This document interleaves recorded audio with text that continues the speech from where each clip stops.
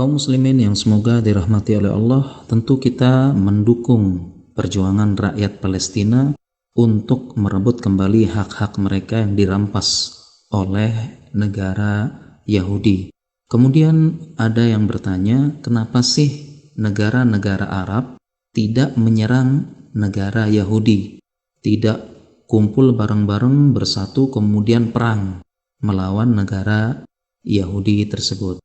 Jawabnya, dulu pernah terjadi peperangan koalisi Arab dengan negara Yahudi dan hasilnya dimenangkan oleh negara Yahudi, dan dampaknya negara Yahudi berhasil mencaplok beberapa daerah Palestina dan mengklaim secara sepihak beberapa area negara Palestina sehingga daerah mereka menjadi lebih luas.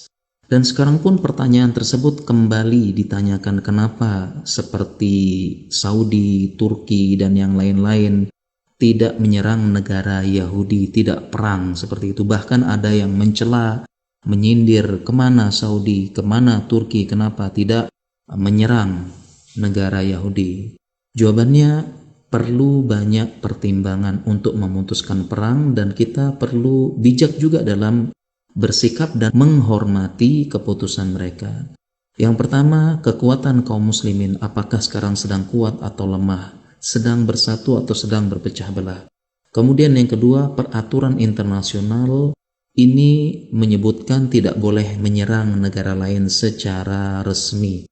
Jika melanggar, bisa jadi menjadi alasan negara-negara lain yang benci Islam untuk menghancurkan negara Islam dan menyerang balik serta mengajak negara-negara lain untuk menyerang Islam.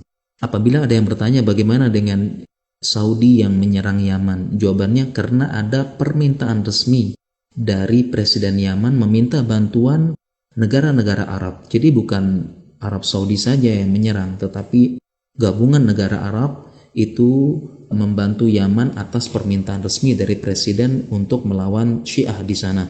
Kemudian pertimbangan yang selanjutnya, apabila menyerang negara Yahudi, bisa jadi Yahudi dengan backupnya negara lainnya itu menyerang balik, dan bisa jadi anak-anak dan wanita menjadi korban, dan tidak menutup kemungkinan Mekah dan Madinah juga diserang dan terjadi kekacauan sehingga bisa jadi haji dan umroh tertunda.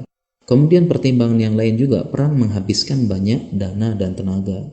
Suatu negara bisa saja tidak stabil karena perang, menimbulkan keretakan internal negara. Karena bisa jadi ada pro dan kontra masalah ini. Ini masalah penting, masalah perang. Dan kondisi ini bisa dimanfaatkan musuh untuk menyusup dan melemahkan diri dari dalam.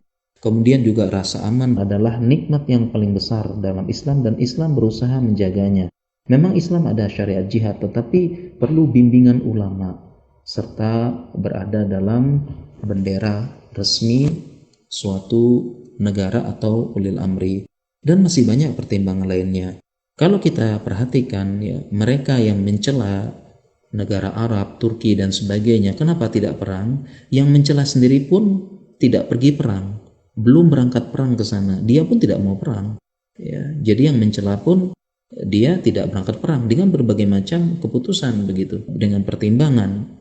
Ya, sehingga kita perlu menghormati, dan negara-negara Arab, Saudi, Turki dan yang lainnya sudah berusaha membantu. Mereka banyak sekali membantu dari berbagai macam cara, dari bantuan harta, bantuan pangan, bahkan juga dengan diplomasi. Oleh karena itu hendaknya kita tidak saling mencela, kita justru bersatu mendukung Palestina dengan apapun yang bisa kita lakukan saat ini, dan semoga Allah memenangkan kaum muslimin dan mengembalikan Palestina, Masjidil Aqsa di tangan kaum muslimin. Amin ya rabbal alamin.